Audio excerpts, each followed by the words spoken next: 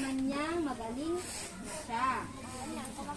Naramdaman agad ni Jesus na may kapangyarihang lumabas sa kanya. Kaya't bumaling siya sa mga tao at nagtanong, "Sino ang humipo sa aking damit?" Sumagot ang kanyang mga alagad, "Nakikita po ninyong napakaraming nagsisiksikan sa paligid ninyo.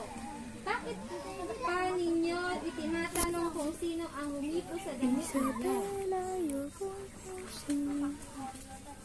Subalit, lumingon-lingon si Jesus upang tignan kung sino ang humipo sa damit niya. Palibhasa'y alam ng babae ang nangyari. Siya'y nanginginig sa takot na lumapit kay Jesus.